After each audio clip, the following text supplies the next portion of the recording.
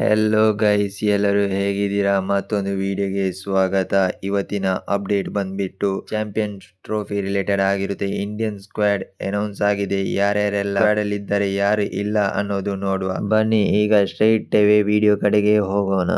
Opening ಅಲ್ಲಿ ನನ್ನ ಪ್ರಕಾರ ಒಂದು ಶಾರ್ಟ್ ಆಗಿ ಆಡುವಂತ ಪ್ಲೇಯರ್ ರೋಹಿತ್ ಶರ್ಮಾ ಅವರು ಬರ್ತಾರೆ. ಅವರ ODI ಸ್ಟ್ಯಾಟ್ ಕೂಡ ಒಳ್ಳೆ ಸ್ಟ್ಯಾಟ್ಸ್ ಕೂಡ ಇದೆ ಅವರೊಟ್ಟಿಗೆ. ನಿಮಗೆ ಡೌಟ್ ಇರ್ಬೋದು, ಗಿಲ್ ಆಡ್ಬೋದಾ, ಜೈಸ್ವಾಲ್ ಆಡ್ಬೋದಾ ಅಂತ. ನನ್ನ ಪ್ರಕಾರ ಶುಭನ್ ಗಿಲ್ ಆಡುವ ಎಲ್ಲ ಸಾಧ್ಯತೆ ಕೂಡ ಹೆಚ್ಚಿದೆ ಅಂತಾನೂ ಹೇಳ್ಬೋದು. ಯಾಕಂದರೆ ಅವರು ಚಾಂಪಿಯನ್ಸ್ ಟ್ರೋಫಿಗೆ ವೈಸ್ ಕ್ಯಾಪ್ಟನ್ ಕೂಡ ಆಗಿದ್ದಾರೆ. ನೆಕ್ಸ್ಟ್ ನಂಬರ್ 3 ಅಲ್ಲಿ ಬರ್ತಾರೆ ವಿರಾಟ್ ಕೊಹ್ಲಿ. ಇವರದು ಕೂಡ ODI ಸ್ಟ್ಯಾಟ್ ಒಂದು ಅದ್ಭುತವಾಗಿದೆ. ನೆಕ್ಸ್ಟ್ ನಂಬರ್ 4 ಅಲ್ಲಿ ಬರ್ತಾರೆ ಶ್ರೇಯಸ್ ಅಯ್ಯರ್. ಇವರು ಸ್ವಲ್ಪ ಲಾಂಗ್ ಗ್ಯಾಪ್ ಆಗಿ ಬರ್ತಾ ಇದ್ದಾರೆ. ಒಂದು ODI ವರ್ಲ್ಡ್ ಕಪ್ ಅಲ್ಲಿ ಒಂದು ಉತ್ತಮವಾದ ಪ್ರದರ್ಶನವನ್ನು ಕೊಟ್ಟಿದ್ದಾರೆ. ಈಗ ಚಾಂಪಿಯನ್ಸ್ ಟ್ರೋಫಿಗೆ ಡೈರೆಕ್ಟ್ ಕಮ್ ಬ್ಯಾಕ್ ಮಾಡ್ತಿದ್ದಾರೆ. ಯಾವ ರೀತಿ ಪ್ರದರ್ಶನ ಕೊಡ್ತಾರೆ ಅನ್ನೋದು ಅದು ನೋಡಬೇಕಷ್ಟೇ. ನೆಕ್ಸ್ಟ್ ನಂಬರ್ 5 ಅಲ್ಲಿ ಬರ್ತಾರೆ ರಿಷಬ್ ಪಂತ್. ನಿಮಗೆ ಡೌಟ್ ಇರ್ಬೋದು, ರಿಷಬ್ ಪಂತ್ ಆಡ್ಬೋದಾ ಅಥವಾ KL ರಾಹುಲ್ ಆಡ್ಬೋದಾ ಅಂತ. ಈ ಸ್ಲಾಟ್ ಅಲ್ಲಿ ಫುಲ್ ಕನ್ಫ್ಯೂಷನ್ ಇದೆ. ನನ್ನ ಪ್ರಕಾರ ರಿಷಬ್ ಪಂತ್ ಆಡುವ ಎಲ್ಲ ಸಾಧ್ಯತೆ ಕೂಡ ಹೆಚ್ಚಿದೆ ಅಂತಾನೆ ಹೇಳ್ಬೋದು. ನನ್ನ ಪ್ರಕಾರ KL ರಾಹುಲ್ ಕೂಡ ಆಡ್ಬಹುದು ಫೀಲ್ಡರ್ ಆಗಿ. ನನ್ನ ಪ್ರಕಾರ ವಿಕೆಟ್ ಕೀಪರ್ ಆಗಿ ರಿಷಬ್ ಪಂತ್ ಆಡುವ ಎಲ್ಲ ಸಾಧ್ಯತೆ ಕೂಡ ಹೆಚ್ಚಿದೆ ಅಂತಾನೂ ಹೇಳ್ಬಹುದು.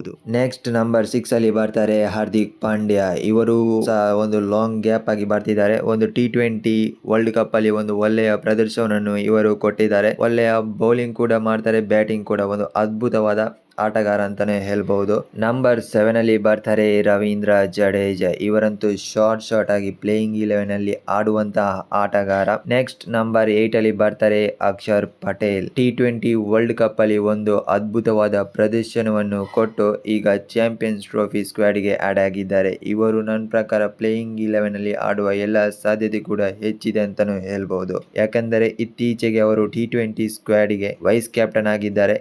ಈಗ ಚಾಂಪಿಯನ್ಸ್ ಟ್ರೋಫಿಗೆ ಕಮ್ ಬ್ಯಾಕ್ ಆಗಿದ್ದಾರೆ. ಇದೊಂದು ಒಳ್ಳೆಯ ಪಿಕ್ ಅಂತಾನೆ ಹೇಳ್ಬಹುದು. ನೆಕ್ಸ್ಟ್ ನಂಬರ್ 9 ಅಲ್ಲಿ ಬರ್ತಾರೆ Kuldeep Yadav, left hand spinner ಆಗಿ. ಇದು ಒಂದು ಕೂಡ ಉತ್ತಮ ಒಂದು ಪಿಕ್ ಅಂತಾನೆ ಹೇಳ್ಬಹುದು. ನೆಕ್ಸ್ಟ್ ನಂಬರ್ 10 ಅಲ್ಲಿ ಬರ್ತಾರೆ ಜಸ್ಪ್ರೀತ್ ಬುಮ್ರಾ. ಇವರನ್ನು ಕೇಳುವುದೇ ಬೇಡ, ಪಕ್ಕ ಪ್ಲೇಯಿಂಗ್ 11 ಅಲ್ಲಿ ಆಡುವಂತಹ ಆಟಗಾರ, ಒಂದು ಒಳ್ಳೆಯ ಬೌಲರ್ ಅಂತಾನೆ ಹೇಳ್ಬಹುದು. ನೆಕ್ಸ್ಟ್ ನಂಬರ್ 11 ಅಲ್ಲಿ ಬರ್ತಾರೆ ಮೊಹಮ್ಮದ್ ಶಮಿ. ಒಂದು ಲಾಂಗ್ ಗ್ಯಾಪ್ ಆಗಿ ಇಂಡಿಯಾ ಟೀಮ್ಗೆ ಕಮ್ ಬ್ಯಾಕ್ ಮಾಡ್ತಾ ಇದ್ದಾರೆ. ಲಾಸ್ಟ್ ಆಡಿದ್ದು ನನ್ನ ಪ್ರಕಾರ ODI ಅನಿಸುತ್ತೆ. ಈಗ ಚಾಂಪಿಯನ್ಸ್ ಟ್ರೋಫಿಗೆ ಕಮ್ ಬ್ಯಾಕ್ ಮಾಡ್ತಾ ಇದ್ದಾರೆ. ಯಾವ ರೀತಿ ಪ್ರದರ್ಶನವನ್ನು ಕೊಡ್ತಾರೆ ಅನ್ನೋದು ಕಾದು ನೋಡಬೇಕಾಗಿದೆ. ಫಾಸ್ಟ್ ಬೌಲಿಂಗ್ ಯೂನಿಟ್ ಚಿಂದಿಯಾಗಿದೆ ಅಂತಾನೆ ಹೇಳ್ಬಹುದು. ಸ್ಪಿನ್ನಿಂಗ್ ಡಿಪಾರ್ಟ್ಮೆಂಟ್ ಕೂಡ.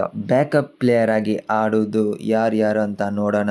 ಮೊದಲನೇದಾಗಿ ವಾಷಿಂಗ್ಟನ್ ಸುಂದರ್ ಮತ್ತೆ ಹರ್ಷದೀಪ್ ಸಿಂಗ್. ಇವರು ಬ್ಯಾಕಪ್ ಆಗಿ ಆಡುವ ಸಾಧ್ಯತೆ ಕೂಡ ಹೆಚ್ಚಿದೆ ಅಂತಾನು ಹೇಳ್ಬಹುದು. ಇಂಡಿಯನ್ 15 ಮೆಂಬರ್ ಸ್ಕ್ವಾಡ್ ಅಲ್ಲಿ ನಮ್ಮ ಸಿರಾಜ್ ಬಾಯ್ ಇಲ್ಲ ಗುರು. ಇದು ಒಂದು ಬೇಜಾರಿನ ಸಂಗತಿ. ನಿಮಗೆ ಈ ಇಂಡಿಯಾದು ಚಾಂಪಿಯನ್ಸ್ ಟ್ರೋಫಿ 2025 ಸ್ಕ್ವಾಡ್ ಹೇಗೆ ಅನಿಸಿತು? ತಪ್ಪದೆ ಕಮೆಂಟ್ ಸೆಕ್ಷನ್ ಅಲ್ಲಿ ಕಮೆಂಟ್ ಮಾಡಿ. ಯಾರೆಲ್ಲ ಸಬ್ಸ್ಕ್ರೈಬ್ ಮಾಡದೆ ವಿಡಿಯೋ ನೋಡ್ತಾ ಇದ್ದೀರಾ, ದಯವಿಟ್ಟು ಸಬ್ಸ್ಕ್ರೈಬ್ ಮಾಡಿ. ನೆಕ್ಸ್ಟ್ ವಿಡಿಯೋದಲ್ಲಿ ಸಿಗೋಣ. Until then take care, bye by.